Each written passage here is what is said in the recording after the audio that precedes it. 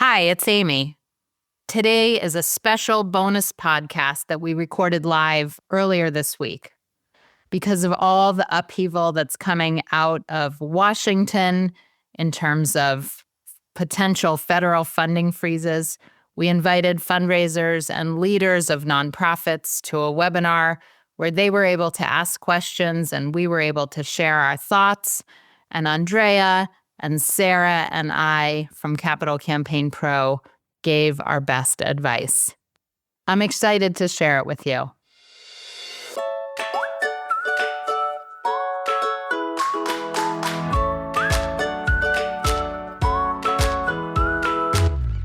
Welcome to All About Capital Campaigns, a podcast that provides fuel for your nonprofit's growth. Each week, Amy Eisenstein and Andrea Kihlstedt, co-founders of Capital Campaign Pro, provide practical tips about raising more money for your nonprofit organization. Here are your hosts, Amy and Andrea.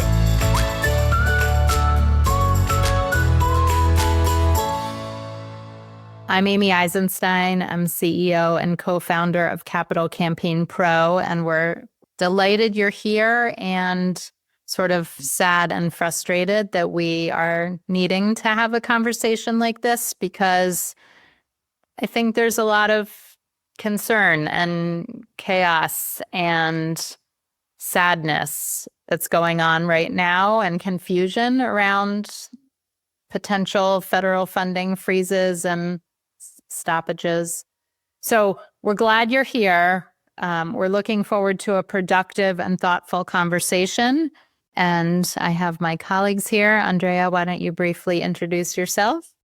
I'm co-founder with Amy of Capital Campaign Pro. And I've been in this fundraising business this capital campaign fundraising business since the 1980s.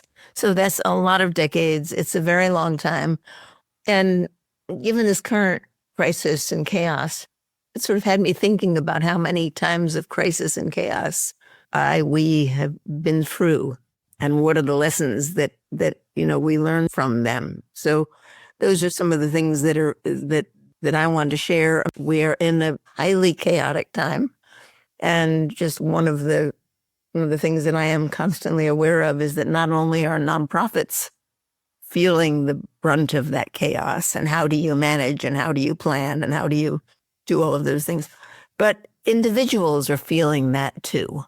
Right? Your donors are feeling that. Our friends are feeling that. Your friends are feeling that. We don't know what's going to happen. We have never been in times like this. So in that sense of shared chaos, I think come many opportunities, and maybe we can talk about those as we go today. I live in New York, by the way. I'm in the South Bronx. All right. Sarah, why don't you introduce yourself? Thank you, Amy. My name is Sarah Plimpton. I am Director of Client Happiness at Capital Campaign Pro. I have been in the capital campaign space for more than 20 years. So not quite as long as you, Andrea, but a couple decades. And I am, like you, Amy, happy to be here, but sad we need to be here, I guess, is the best way to put it. So I want to just let everybody know that what we've committed to do right now since the original announcement of the funding freeze happened early last week is we have written a blog post, which is up currently. You can find it on the homepage of capitalcampaignpro.com, our website, and, of course, on our blog page. And it outlines a few steps that you can take, including things like reaching out to legislators, finding out if your funding has indeed been frozen, and if so, what to do about it. One of the things we're going to talk to you today about, and several of the questions already are about, is communicating with your donors and staying in touch with your most important supporters and your community and getting feedback, advice, and funding from them, which is really our area of specialty. So we're gonna talk about that. But do, check in with that blog post and other information. Okay, so let's go ahead and get started. We've got a whole bunch of questions. Sarah, is there any question that is catching your eye or that you want to get us started with? Well, I think Interestingly, Bridget, early in the chat, said, hoping to gain insights on how to move. What conversation should we have with our donors? And I think let's start there. Irregardless of where you are in your process, what should you be talking to donors about in this moment? Andrea, I'm wondering what comes to mind for you when you think about that.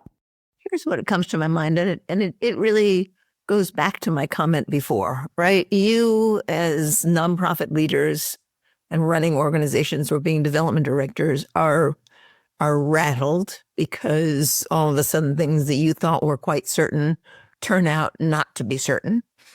And even more than that, things you thought weren't going to happen yesterday, it looks like they are going to happen tomorrow. And maybe tomorrow it looks like they're not going to happen. So the situation we find ourselves in is highly unpredictable and highly chaotic. Now, when and if some of you are dependent on government funds to run your program, to keep your program going, to keep your doors open, and not every organization is, but some organizations are heavily dependent on government funding.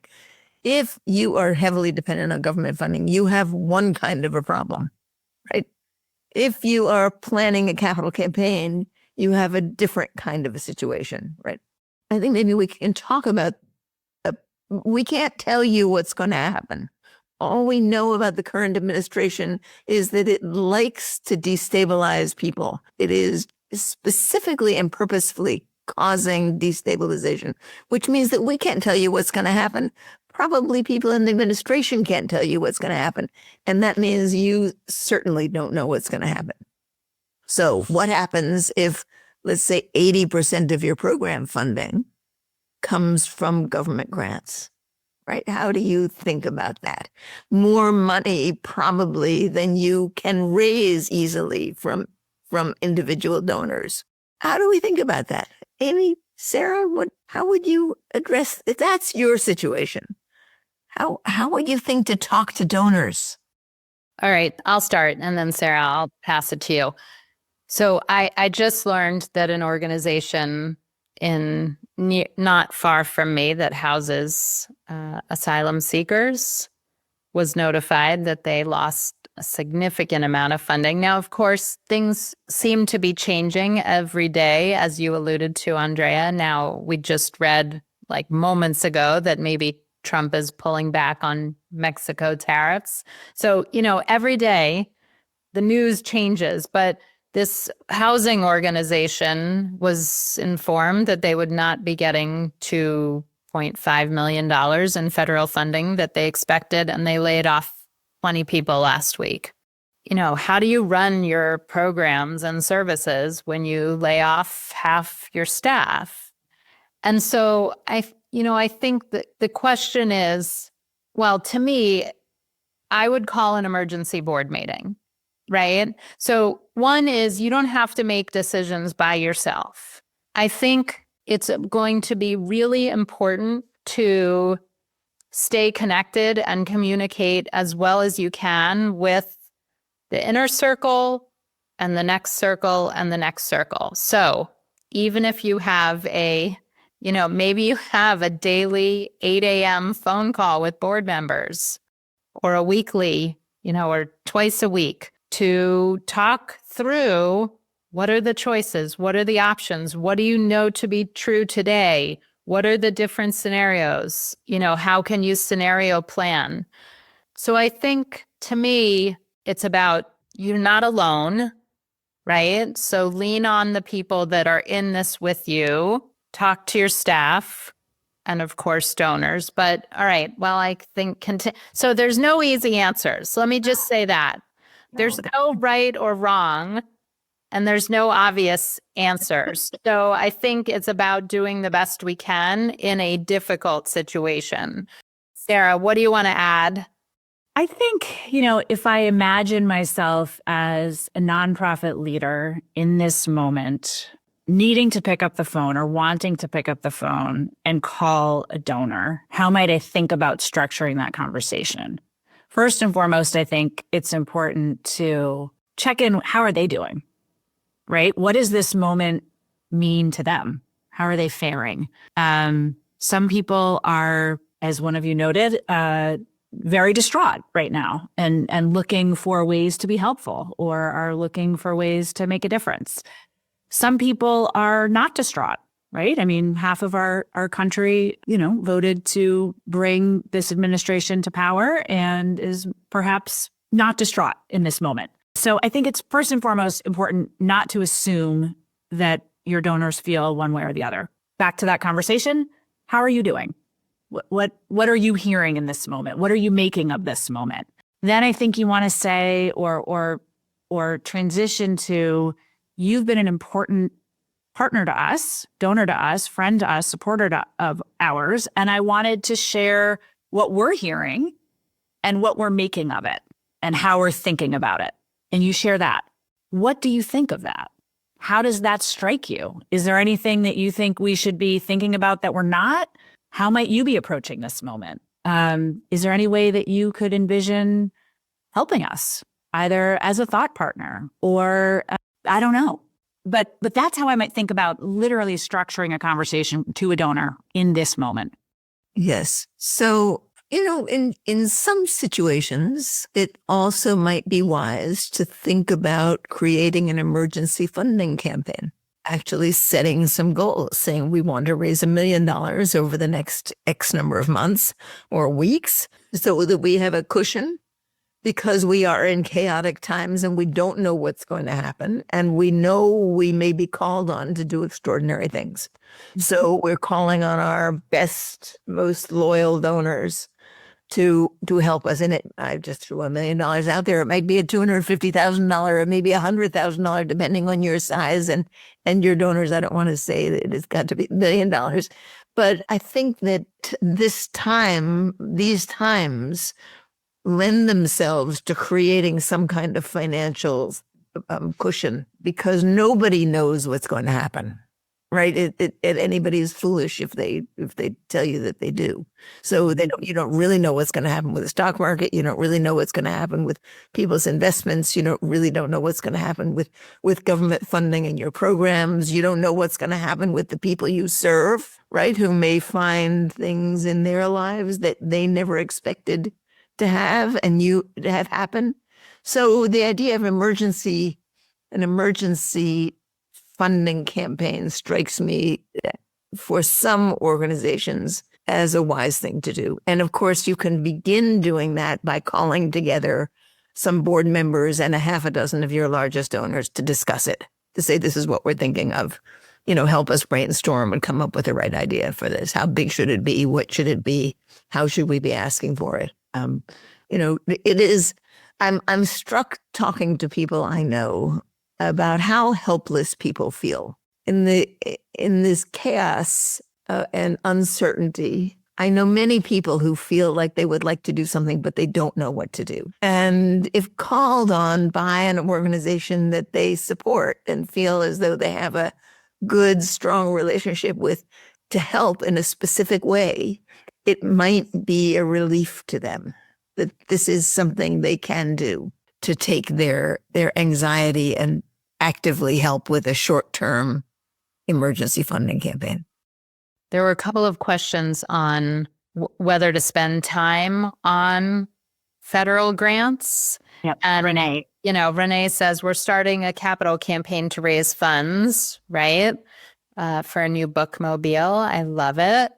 And I think that it's going to be important to do both. I mean, I have to hope and assume that federal funding will not be frozen forever, that they're figuring out what the right balance is, and you should continue to work on federal grants and with your local and federal legislators to continue to fund that.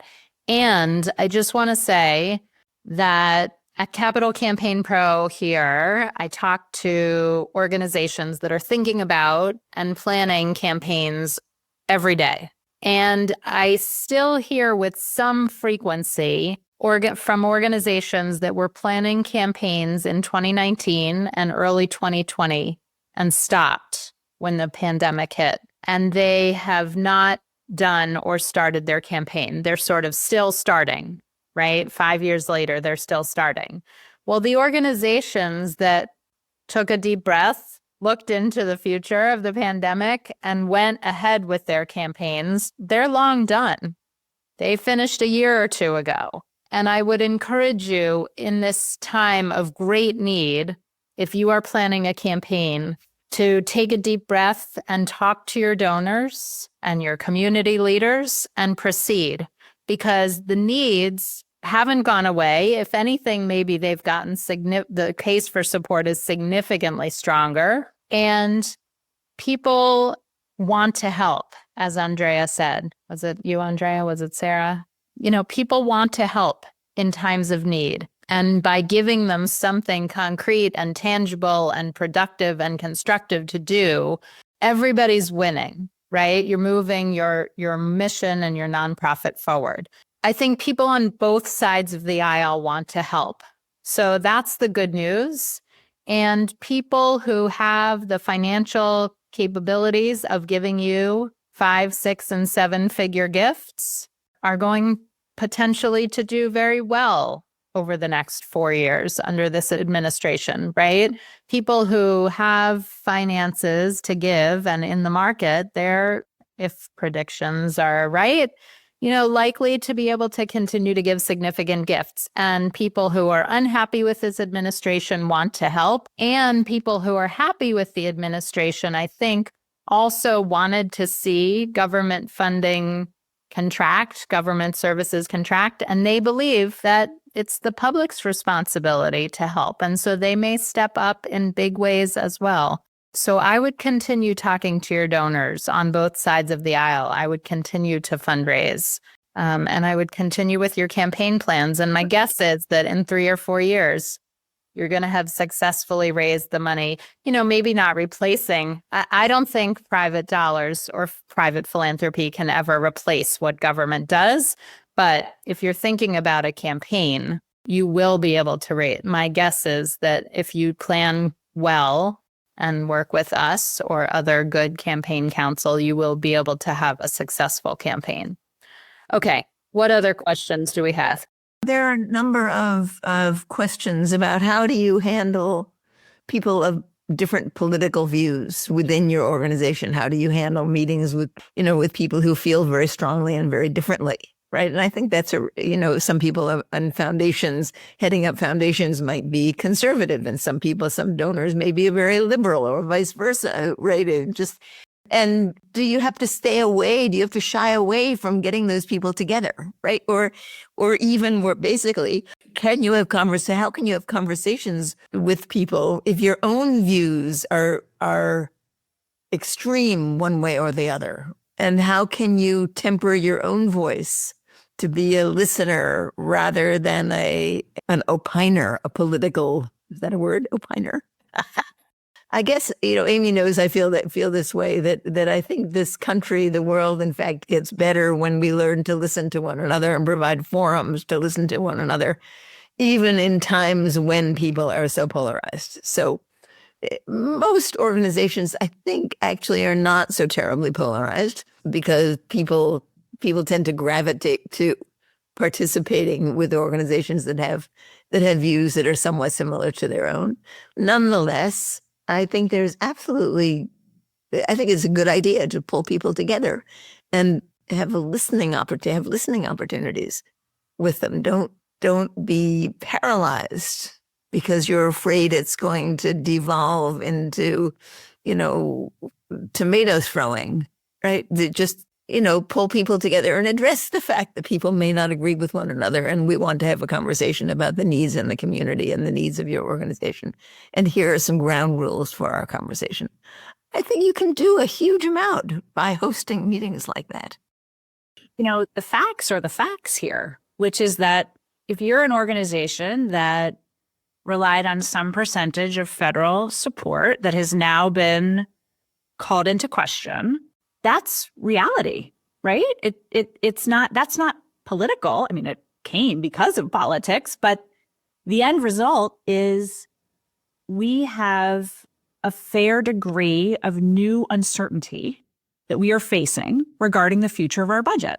How might we address this? How might we meet this moment and make good decisions, or, counter what we don't know with what we do know? And, none of that is regarding this the solutions there are almost regardless of the administration. How you move forward, it doesn't need to be a political, wrestling match. How do we look at what has happened, what we don't know, and move forward in a way that is going to serve our mission, which presumably everyone around this table, if you were to convene a group the way Andrea just described, presumably everyone around that table cares about your mission.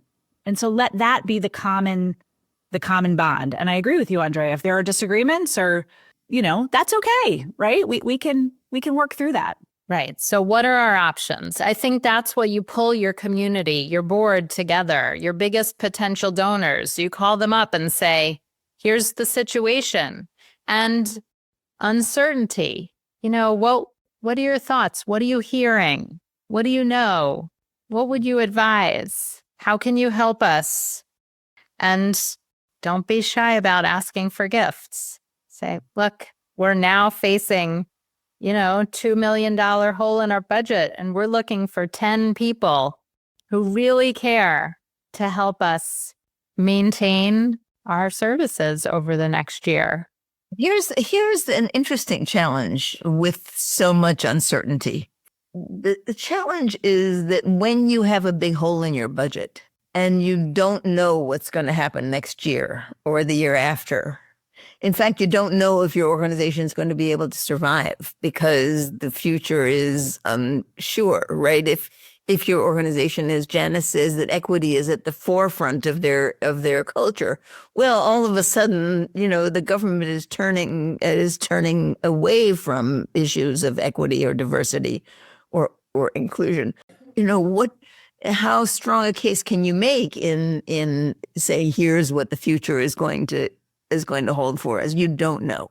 So when you go to donors and say, we want your financial help, you need to be able to put some boundaries on that. You need to say, we need a temporary fund until we can see more clearly what the future is likely to hold, right? You can't just ask for ongoing funding, right? That's not going to work. But you can ask for funds. You can, Amy was talking about scenario planning earlier. I think that's something to get good at. If this happens, if scenario A happens, here's what we're going to need. Scenario B happens, here's what we're going to need. And if scenario C happens, God help us, here's what we're going to have to do, right? And then you can have conversations with donors about that, right? But you can't just go and pull people together and say, we need money. That's not going to, you need to provide more structure than that. So Vicky's asking about how we compete with donors who focus their giving on elections, again, and large advocacy organization. I try and approach fundraising not from a mindset of scarcity, but from a mindset of plenty. And I think that the challenge and opportunity with fundraising is to identify the donors who care deeply about the issue that you're working on. And, listen, the reality is that some people will say, we can't give to you this year because we're giving to try and get so-and-so elected or to try and do this or that or the other thing. But you will find the people who are committed to making sure that your cause is a success and who care deeply about the mission as you do. And it's about talking to people and about bringing them close and about communicating well and not curling up in a ball and getting under your desk and saying it's hopeless. But you may need to talk to more people. And I think lots of people that are generous give to multiple organizations, and staying front and center and top of mind will help them remember.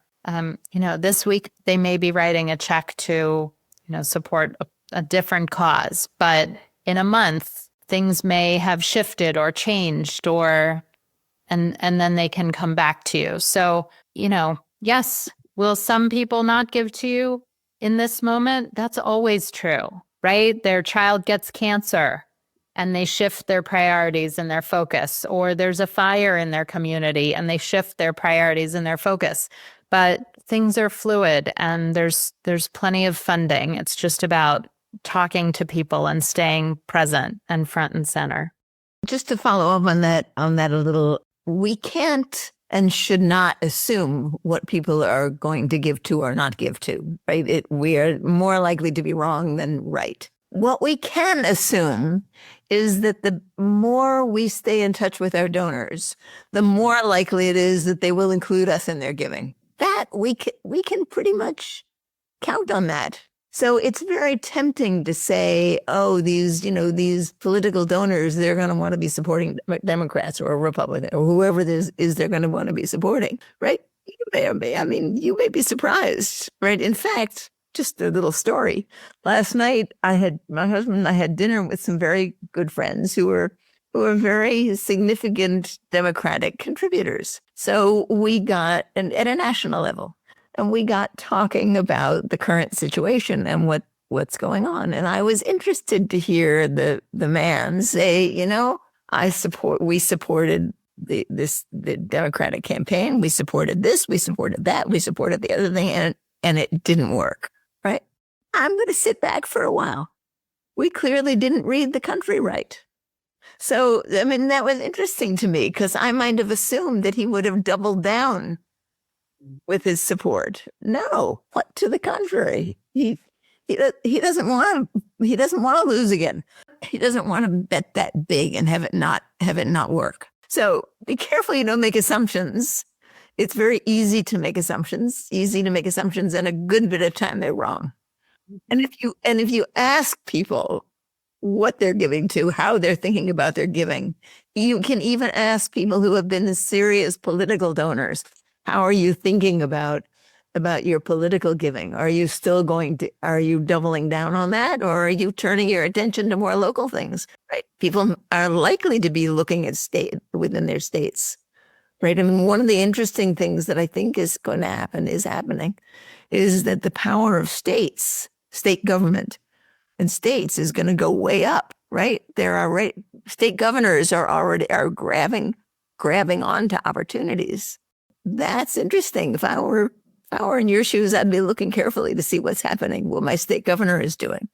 In addition, just to piggyback on that, and then it looked like you were going to say something, Sarah, so I'm going to come to you in a minute. But I think that most people who are unhappy at this moment are feeling helpless, and you can give them a way to help and to help them sort of get back on track in terms of righting the wrongs, for lack of a better way.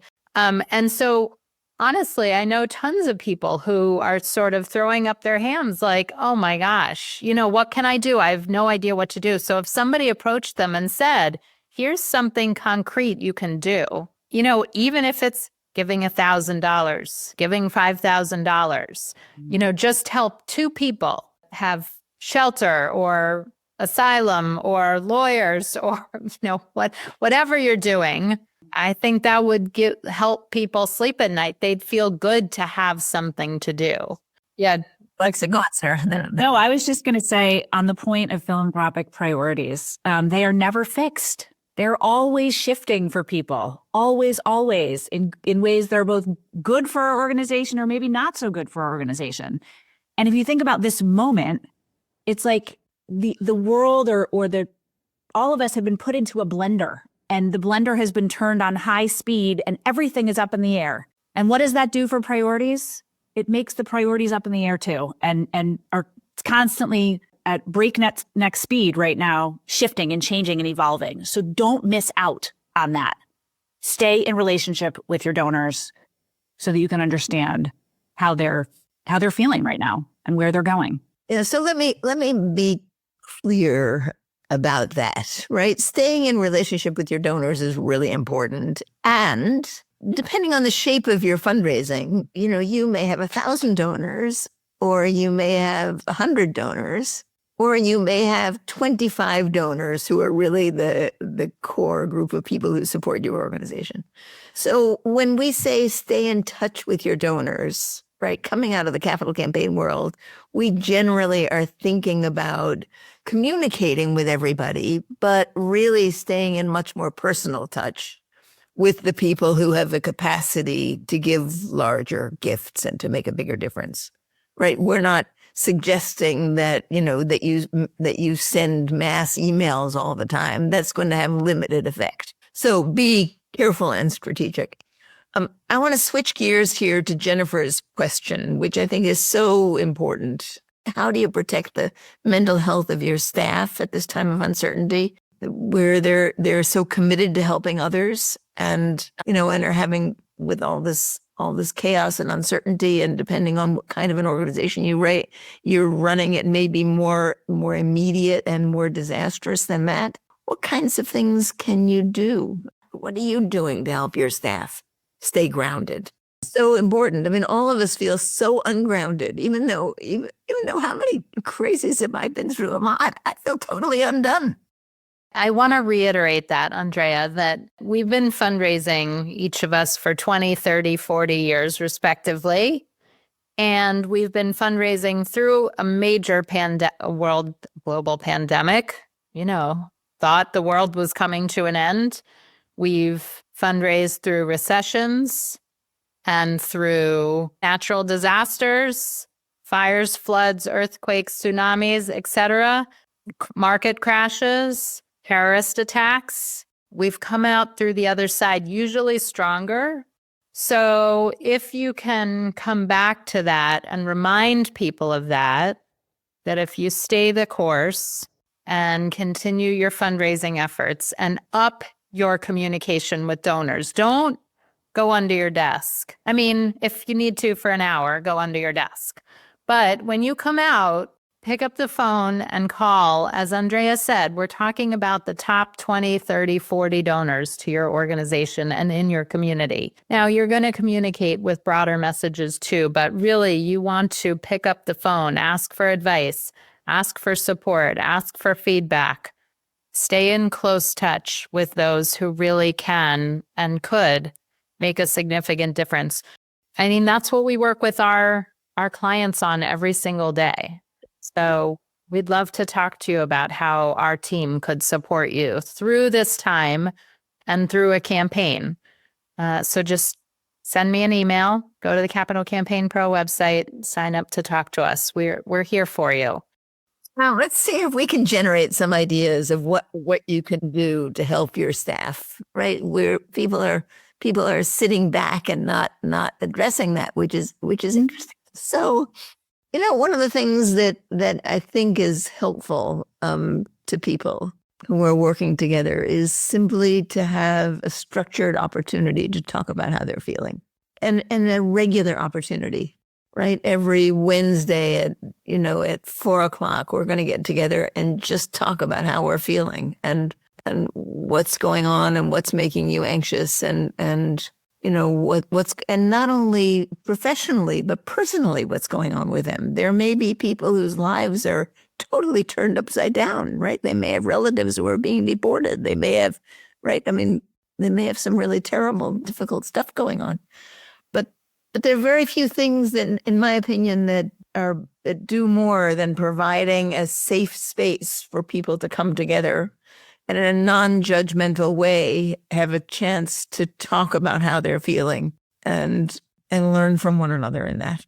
And I think also having perhaps another space that is distinct where you are talking about what you are doing organizationally to meet the moment, to prepare, to scenario plan. Because I think one thing you want to avoid is having a space where people come and endlessly feel, and then not another space where there's a place for what are we doing? Because if there's endless feeling, which is important, don't get me wrong, but not a place where people are being kept up to date and invited to engage in sort of strategic thinking or tactical thinking, that could have a negative impact. So I think both of those types of forums are important for employees to have. And they can't be the same forum either, because they sort of are at odds in a sense. I think also, community, this we've said a couple times here, this is not the time to hide under your desk for months on end. I think the opposite of that is be in community, maybe have a weekly staff lunch where brown bag, you all get together and you aren't necessarily talking about the feelings of this, but you're just being together.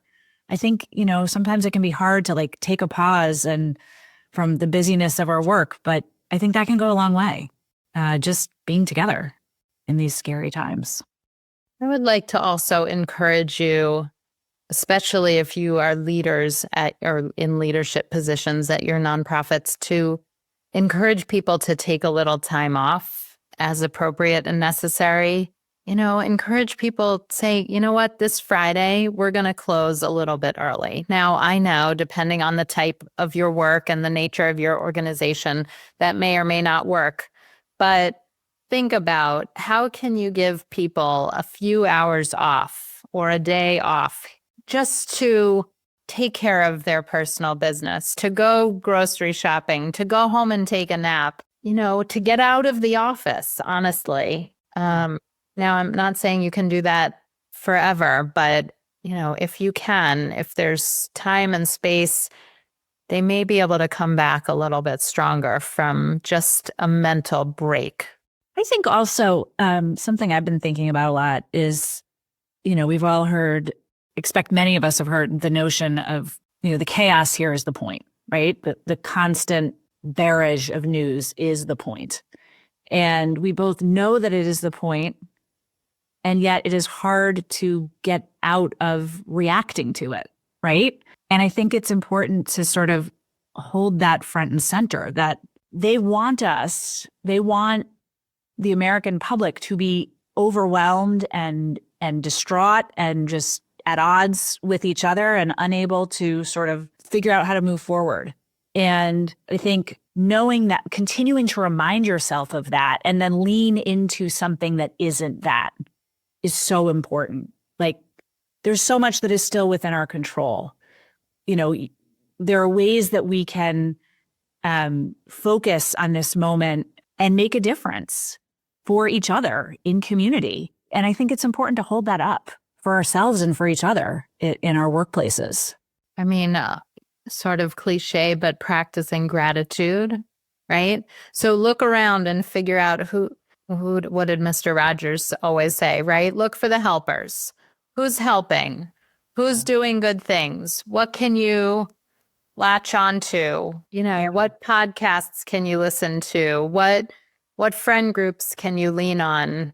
Who are the groups that are organizing or standing up? Where are the upstanders? And how can you be an upstander? But really thinking about gratitude. I told my husband, we're only watching funny things this month on TV. No stressful movies, no scary movies, no war movies, no anything that's going to agitate me in any way.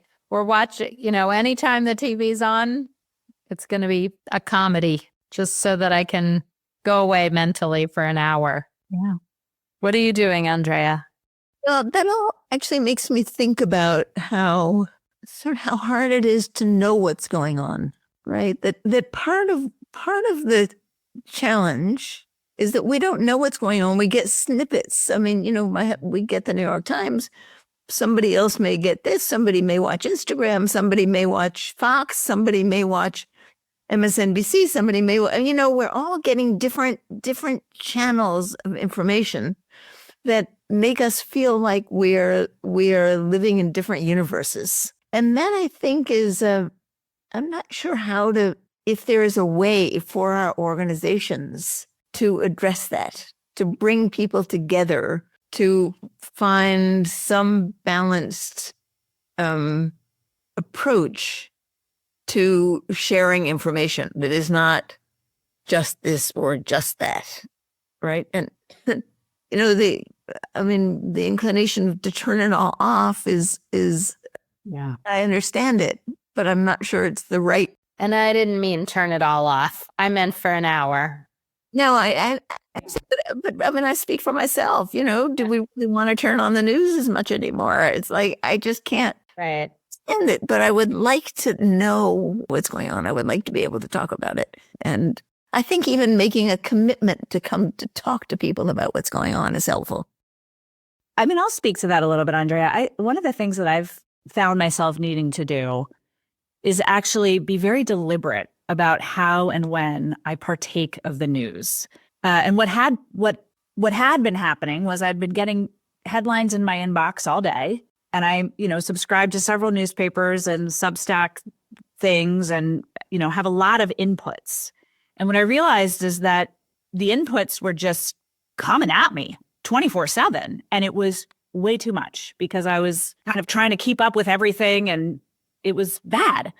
And I decided I am going to every day look at one source and read what it has to say at a particular moment. And I'm not going to scan all the things every day. I've chosen the outlets that I believe are trustworthy and good for news in this moment. And I'm going to cycle through them, cycle around them, but I'm not going to partake in all of them every day because it is too much.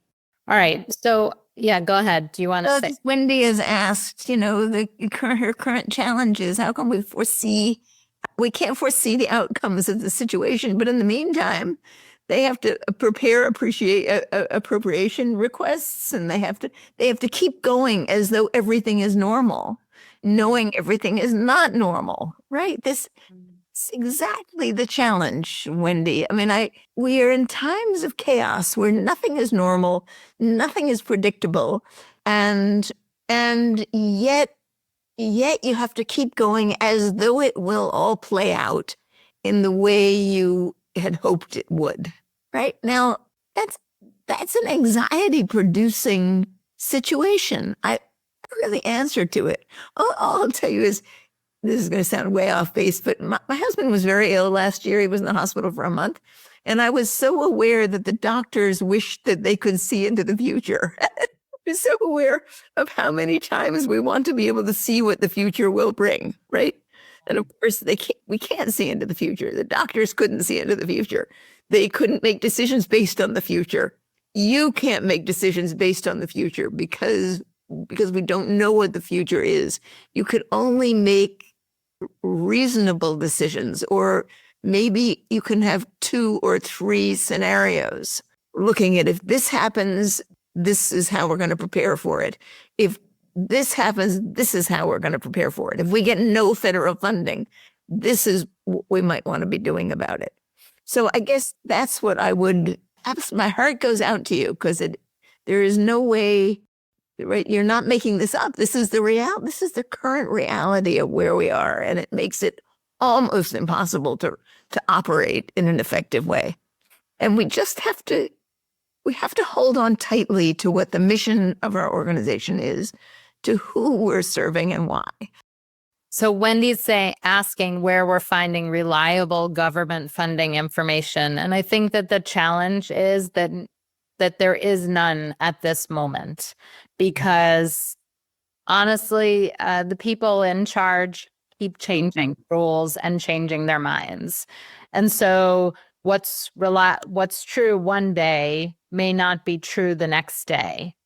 And so I think keeping in communication with your funding, your grant making entity partner. Go ahead, Sarah, and then Andrea. I was just going to say, in the case of earmarks or appropriations, talk to your elected staff members, right? Those staff members know a lot, and they can help you. And those are relationships that you should keep on tending, even if they say the door is shut.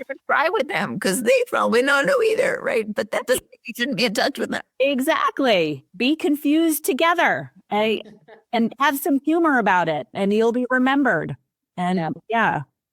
Well, and as I said before, I would, depending on what state you're in, I would be looking very carefully at what's happening at the state level, because I think the states are going to get far stronger through all of this. The states are going to function in ways that they haven't functioned as funding sources in all kinds of ways. All of a sudden, we're going to see things at the state level that we haven't seen before.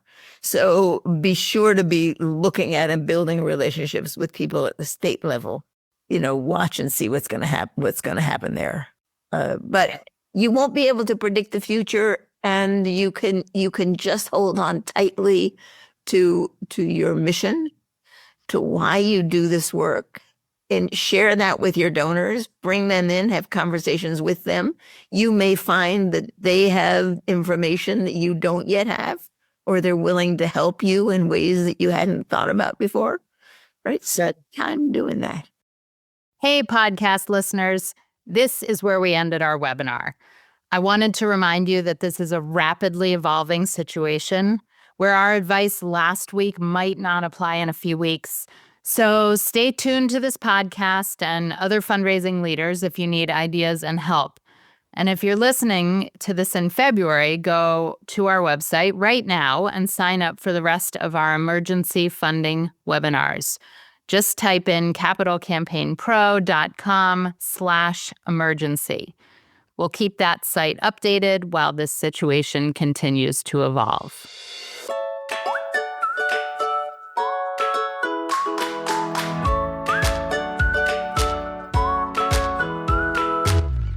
Thanks for joining Amy and Andrea for today's All About Capital Campaigns. To learn more about them and their work together, visit capitalcampaignpro.com, where you'll find all the help you'll need for your campaign. And please follow, rate, and review us on your favorite podcasting platform. Thank you.